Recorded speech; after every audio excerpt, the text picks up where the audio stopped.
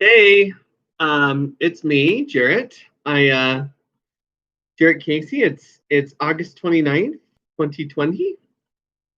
Oops, my voice just went up a little bit. I just got home from work. I worked a double today at CPK, and it was a good day. I think had a lot of talking in my head about all kinds of things. Some of the topics we speak about sometimes. So these people I talk to, I think, so no one's ever come up to me and said, "Hey, I can hear what you're thinking." And there have been some signs that uh, people like visual confirmations that people can hear what I'm thinking. I went to the doctor's once, and I was really nervous because I had a negative experience at that same hospital earlier this year, and so I had my mom come with me, and we were waiting in the waiting room, but I was just really nervous. And so in my head, my inner voice, I was just like, "Oh my gosh, I'm so nervous. Oh, I just so nervous." And then I hear from over here, but in my mind, um, "Me too." And so I turn, and there's this other guy staring right at me and looking at me. So in my head, I go, "Was that you?" And he goes, and it was so weird. Then we did a couple more things back and forth, and we were just both kind of looking at each other and kind of giving nods to our heads and things like that. So it was it was interesting. The other time, my upstairs neighbor, who's not living there anymore, two new men have moved in, but he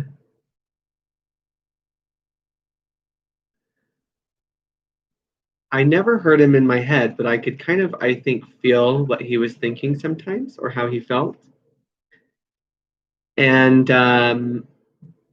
it was while I was going through some of the crazy parts of my coming into my, I think, some of my ancestry awakening and connecting to them and other things. So um, I felt very connected to him. And anyways, I'd never met him. I'd never even seen what he looked like, but I kind of had a little crush on him. Just because he was up my, I don't know. It was just weird. It's just weird. It's in the past. But in my head, I think he was kind of upset at me. So in my head, I went, "I'm sorry, boo boo." And out loud in his room, he went, "I'm not your boo boo." And I felt so embarrassed. I was like, "Oops." Like, "I'm so sorry. I'm so sorry." But anyways, he's not there anymore. But I never met him. And I hope he's doing okay. I hope he's doing great. But little things like that. But no one's ever confirmed to me that they can actually hear my voice. And sometimes I get really frustrated because I'm like, I know some of these people can hear me. I mean, I don't know it because no one said it, but I know it. But no one said anything, so I'm going to act like nobody can hear me because I guess that's what everyone's doing. We're acting like they can't hear me. So that's what I'll do. But it still gets to me sometimes, and a lot actually. But why was I talking about this? Anyways, so that's one way I think that it's just people nearby. I think sometimes can hear me, and sometimes I can hear them. Um, and then I have some inner voices that come in, and that's when I think around February, March, April, I was undergoing this kind of all of these. I'm like, okay, I think I'm a medium. I'd already thought I was a medium the year before, but then it really came in because all these spirits were coming in, and I was feeling their emotions and their stories, and I was crying and I was dancing and I was singing and I was screaming and like all these crazy things. It was really difficult. And so I wasn't working, which was probably good because that would have happened when I was working. It would have been, I don't know what I would have done. And it's hard because I feel like he was one of my neighbors. He's one of those voices that's close by. He was very judgmental of me. He kept calling me pathetic, which is fine. A lot of people, I think, thought that or still think that. But I was kind of surrounded by a lot of those people, and he kept saying, "Get a job, get a job, get a job. You're a leech on society," and blah blah blah. And I was like, I can't, I can't get a job right now. I'm like, I can't work. I can't work right now. I've just got all this coming through, and it's very powerful and it's very emotional. And some of it was like so amazing, and some of it was so scary, and some of it was just so difficult. Some of the things some of these people had experienced or have experienced, that that I was feeling.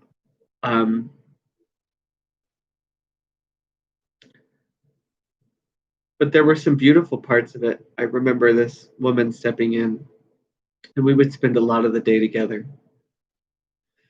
And she would fret about the apartment. We were always cleaning. And she was expecting a baby. So we kept trying to do the apartment, to prepare for a family or a baby.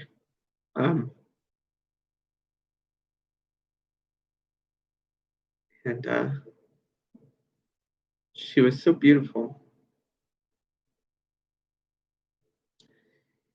And then she twice, once at my parents' house and once here, I was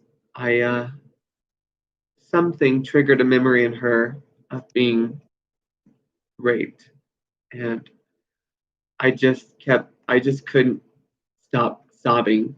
Kind of started to scream, sobbing, almost like a wail. And I had already fallen in love with her so much. She was such a beautiful person. It was so difficult to hear that, to feel that, to experience it. But I was when it happened at my parents' house, feeling that, I just screamed and nobody said anything. My mom just walked in, and she's so amazing. My mom is like the most amazing person, but I think they didn't know what to say, or maybe there's another part of me that thinks that they weren't allowed to say anything. I walked out of their room and she just said, "Are you okay?" And I think she said, "You're okay. Are you okay?" And then we left. And we drove here. And when it happened here, I was dancing. I was just dancing in my apartment. And I was expressing this frustration at men, men who just think that women are sexual objects. And that's when she stepped in and was kind of there dancing with me. And then she just released the floodgates. And we went through it together again. But I feel like that time it was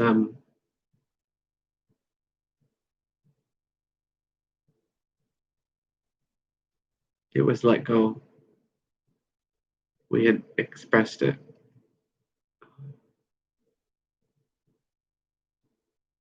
And she still comes in every once in a while. She's really great. She's an amazing person. There's this Irish guy who's so loving. I'm like, he's an amazing father. And he's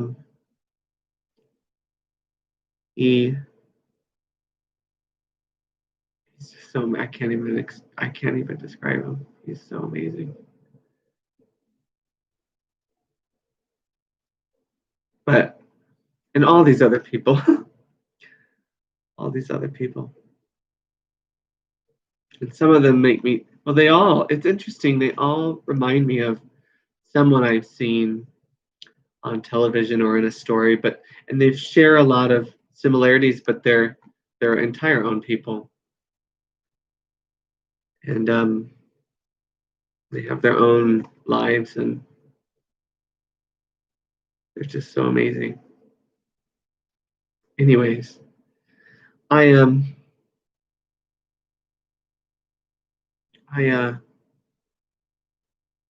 so those always come through me.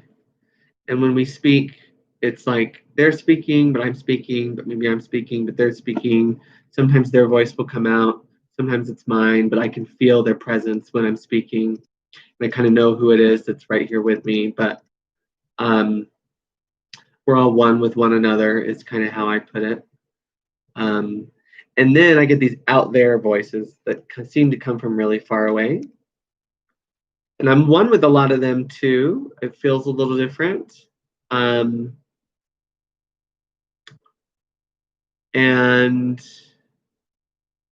anyways, there's all these different ways I experience and feel this expanded awareness and hear people. And I think there's probably different ways they can hear or feel me. This is really interesting. So I don't know why I kind of went off on that, but I did. So that's one more look into what I've been going through. Oh, today, I was talking about today at work. So some of the discussions we've been having, right? We've been talking a lot about preparing for, some people call the second coming of Christ. I choose to call it the arrival of our Lord and Savior Jesus Christ. Because I choose to believe or see that he's already coming. So like that part's already underway. We're just trying to prepare for his arrival.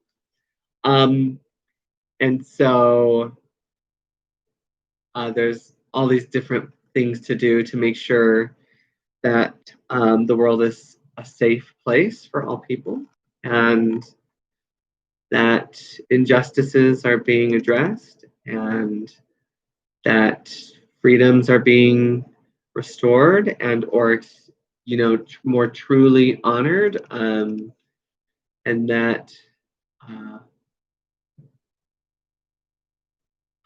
people are really seeing each other as equal to one another. There's no superior or inferior people.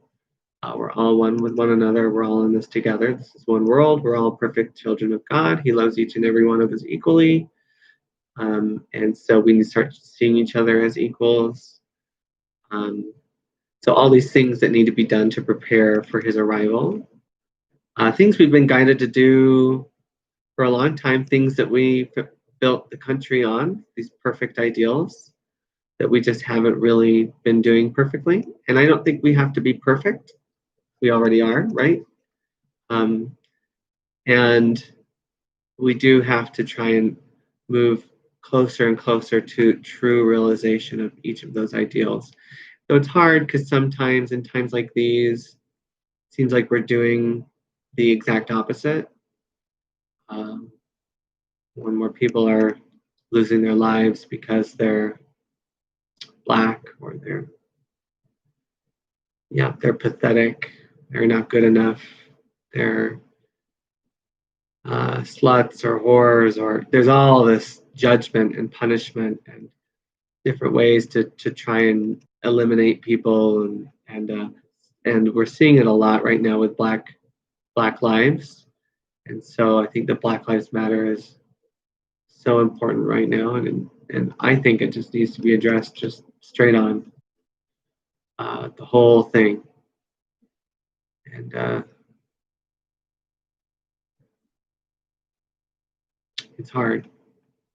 I feel like a lot of people are being silenced. And it's just so frustrating. And I used to lash out. I still do every once in a while in my mind.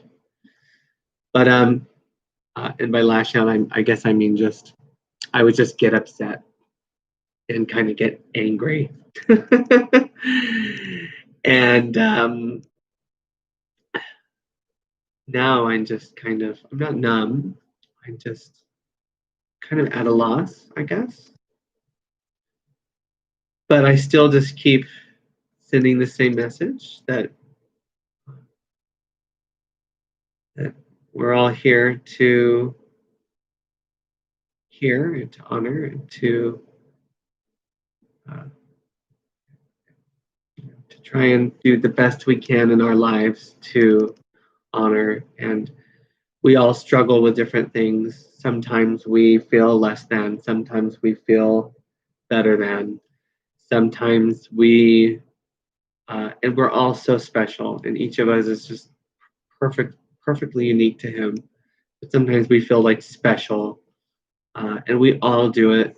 Sometimes we want to punish one another. But some of us just give one another the silent treatment. Other people want to like take people out, you know what I mean? And so it's like, okay, well, at least with the silent treatment, we're safe. So let's not take people out. Let's not try and eliminate them or make them suffer or make them experience terrible things and blame them. It's their fault because they did this or they should have known this, or when you do this, then this happens. That'll teach you a lesson. Any of these things, all those things need to go away. That's the devil at work in your life. And even then, things like the silent treatment and stuff, they're just not helpful. They can still be, technically people are safe, right? When we emerge from the silent treatment, we're still here, but so much damage can be done from still trying to, because you still haven't released punishment. You're still trying to punish people. And we have to just let all of that go, all of our judgments and punishments and against one another, all of our grievances. It's just so important. There's so many blessings that can come from doing that. And when we do it individually in our lives, there's so many blessings we can experience. But as we do it together, as we join hands with like-minded people, or people who we share those views with, it gets stronger. And if we could do it at the level as like a country, I think, who knows what kind of blessings we can enjoy.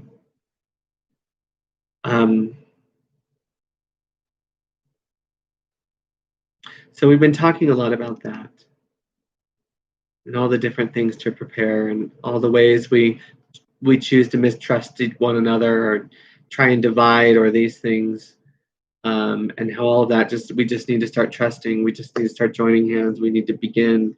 We need to just give up with all the petty requirements or power plays or manipulations or traditions that, or just that's just the way it is. Or like you need to learn that you need to learn. Okay, but like first let me take a selfie. Like anything like okay. In 1 week's time, like just stop right now. It's too important. Just stop. Prove that you can do that. Can you do it? Anyways, so we were talking mostly about that kind of stuff at work today. I'm going to read this section so I can go to bed. Not that I can't, but okay. So this is section 2. I'm sorry, chapter 2, section 8. Chapter 2, section 5, part A, or whatever. Special principles of miracle workers. The miracle abolishes the need for lower order concerns.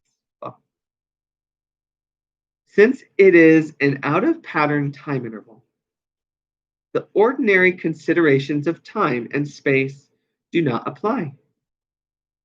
When you perform a miracle, I will arrange both time and space to adjust to it. Now, this is Jesus speaking. Jesus Christ. So when we perform miracles, he will arrange both time and space to adjust to the miracle. A clear distinction between what is created and what is made is essential. All forms of healing rest on this fundamental correction in level perception. My cat. Stop scratching the couch.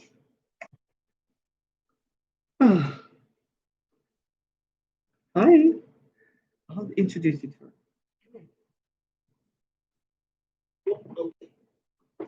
This is Charlotte. Say hi. Hi. Charlotte, say hi. I love her. I got her for my birthday 4 years ago, 4.5 years ago. She's amazing. Hi.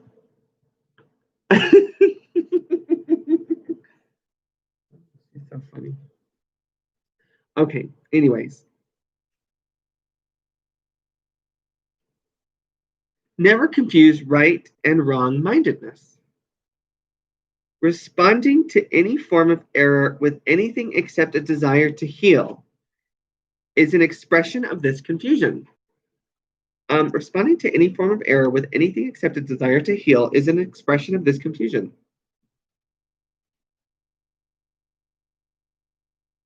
Correct. Okay, so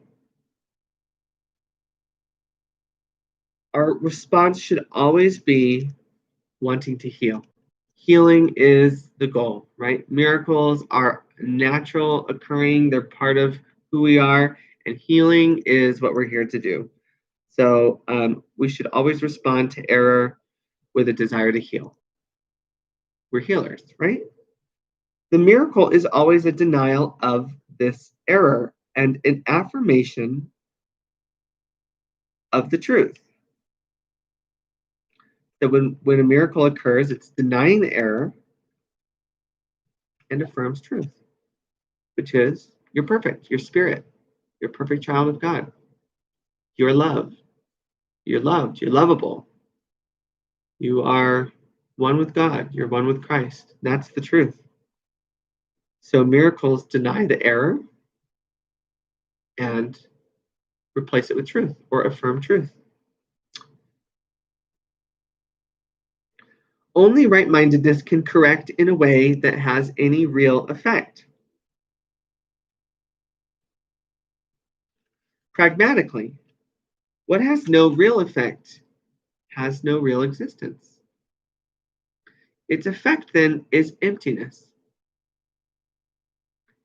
Being without substantial content, it lends itself to projection.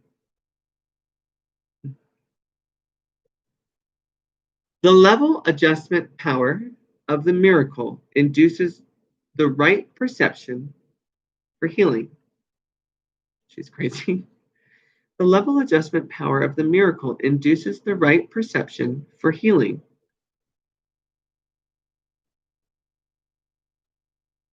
Until this has occurred, healing cannot be understood. Forgiveness is an empty gesture unless it entails correction. Without this, it is essentially judgmental rather than healing.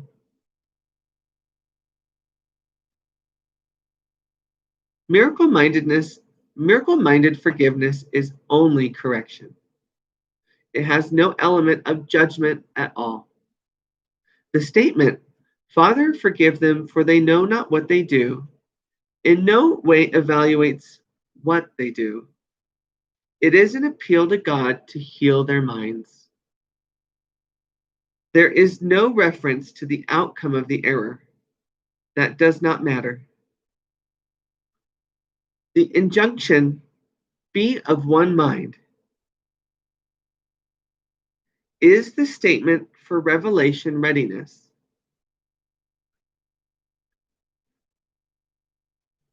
Oh boy.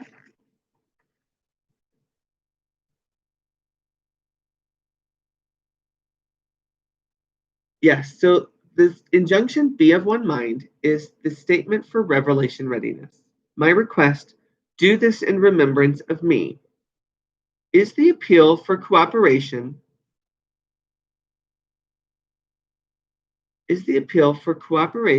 from miracle workers.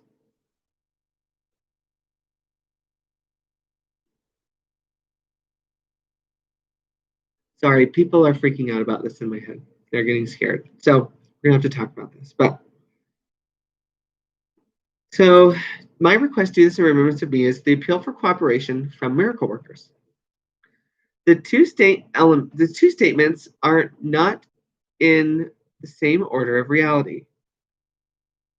Only the latter involves an awareness of time, since to remember is to recall the past in the present.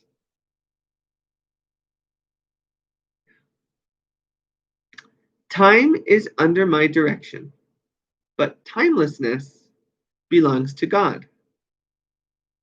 In time, we exist for and with each other. In timelessness, we coexist with God. You can do much on behalf of your own healing and that of others if, in a situation calling for help, you think of it this way: I am here only to be truly helpful.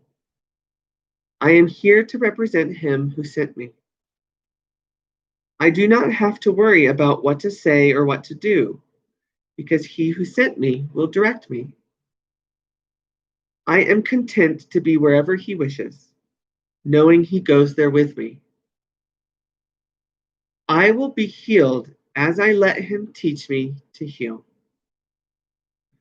So I choose to look at this, and so I give it all up to God. I give it all up to the Holy Spirit. I give it all up to Jesus Christ. Right? Same. So I know that some people interpret, or where they're coming from, it seems to mean that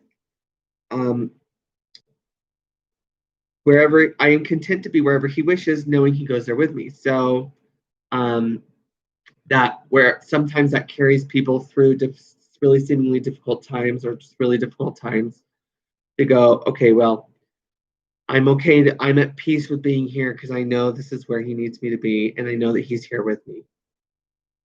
So I also like to remind myself when I read this, and that's perfect. It's perfect. I am content to be wherever he wishes, knowing he goes there with me. And I know that he wishes for all of us to go home to him, with him, right? To the kingdom of heaven, to heaven, to a place of perfect and pure, whole, holy, and complete, unconditional love and peace and joy and light. That's where he wishes. And so I'm content to be there, knowing he goes there with me, which means we're already on our way. And so when this experience seems to be difficult, now I have two things to comfort me. First, knowing that I'm content to be wherever he wishes, and I know he's here with me. And I'm so overjoyed to be where he wishes me to be, knowing that he goes there with me and that I'm going there right now. And I will be healed as I let him teach me to heal. And I don't have to worry about to say or do, because he will direct me.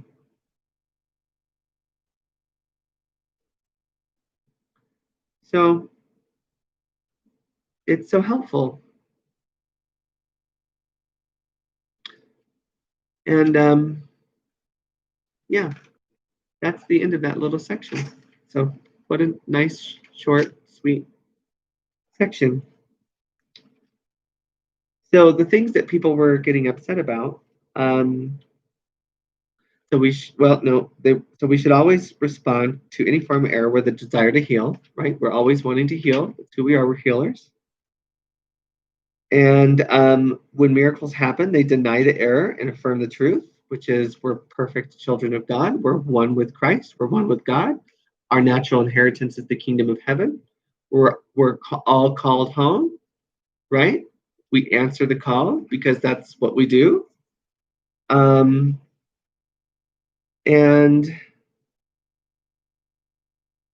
only right-mindedness can correct. Right. So being in our right mind, shifting into love, letting go of fear, releasing our grievances, choosing forgiveness. This is all bringing ourselves into right-mindedness. That's the only way to correct in a way that has any real effect. So when we're not correcting in that way, in right-mindedness, in gentle, loving, guiding, forgiving, right? That doesn't really have a real effect, and so it doesn't have a real existence. And so the effect is empty. And it lends itself to projection. So what people were doing when we were reading it the first time was thinking that this all isn't a real existence, that it's empty, all of this, right? Which isn't true, because why? Because we're all here and we're as real as we can be, right? All of us. There are no exceptions. Okay, every single one of you. And that, but they were scared that this saying this was all empty and that there's no substantial content and it's all a projection, and basically we're all projections. So that's not true. You're not projections. We're not projections. We're as real can be. We're spiritual beings. We're spiritual beings. Let me see the Play-Doh. We're spiritual beings having a human experience. And so we aren't projections, although we can sometimes project onto others when we have anger or fear, right? And so our fear, let's say someone says, you're going to be damned to eternal damnation. You're practically a demon, right? God hates fags. Right? People are projecting their fear of eternal damnation, of not being good enough, of God being able to hate them or hate anyone because of they're projecting their fear of things like demons and things like this. So and they're projecting them onto perfectly good people. But the more you project those things, and the more and more you project them on, the more and more they seem to become real. Maybe not in those people, but somehow else, because you're just focusing so hard on this really scary fear you have. You're just trying to make it happen. It's like, and it's not going to happen, okay? Because you're starting to realize, like, oh, okay, I do that. Okay, well, you're not really a demon. Maybe I don't believe you're going to burn in hell. I just really feel uncomfortable around you, or some things about you really disgust me, or I feel threatened by you. You know, you aren't normal. We're really good people. You're like taking over. We like it just, that's like not okay to us. So we see you as evil or as whatever, or maybe it makes us feel better witnessing all this going on to maybe tell you that, well, you're going to hell. It's like, okay, well, we're not going to hell. We're all called home. God loves each and every single one of us, and that includes you. And you have to release all of this negative energy. Just let it go. It's not helping. It's not helping you. It's not helping us. It's not helping Jesus Christ. It's not helping God, right? We just need to follow his simple, loving teachings, his life here on earth, which is love God and love one another. It's that simple. And And then we won't be projecting so much onto one another. And so a lot of those fears will seem to go away. And we might start seeing things as they truly are. And things will less and less become projections. But people are never projections. People project onto one another. And if I project onto you, that doesn't make you a projection. Okay, you're still as real can be, right? And so am I. That will never change. Okay, so people aren't projections. No spiritual being is a projection. Okay, they're as real can be, which means we're all one with them. We're connected. We're one. We're part of the same creation. We all come from the same place. We're all going to the same place. So we have to start treating one another as if we are one with one another. Okay, because as we reduce suffering for our brothers and sisters, we do reduce our own suffering. Okay, and we save time and we get home sooner, or seemingly sooner, but like sooner. Okay, let's do it. Let's do this thing. So, yeah, anyways. Time, he says, is under my direction, but timelessness belongs to God. In time, we exist for and with each other. In timelessness, we coexist with God. What a joy. We're so blessed to be alive today, to be doing this simple, loving work, to be practicing forgiveness, to be releasing our grievances, to be facing our fears, which doesn't mean we have to do anything but just face our fears. And we can do it while we're forgiving one another, while we're preparing for his arrival, while we're at work, while we're cooking dinner, while we're volunteering, while we're helping someone else who is struggling. Okay. And not only can we face our fears in those times, but we can just let them go. Give them up. They don't serve us. Why am I even thinking this? Let me just bring it back to the truth. That's way better. That shit sucks.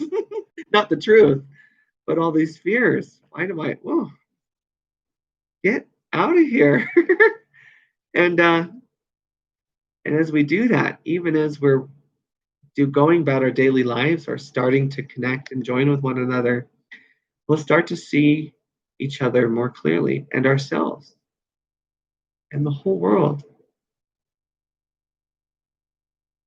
more for what it really is, which is ours.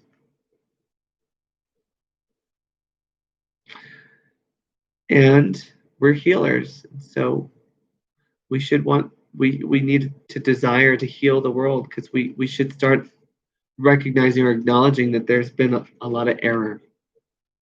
So we need to meet that error with a desire to heal. That should be our priority. We're here to heal the world, right?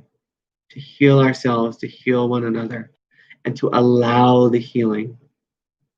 Okay? Just let it be. Ooh, tomorrow. Section 6. Fear and conflict.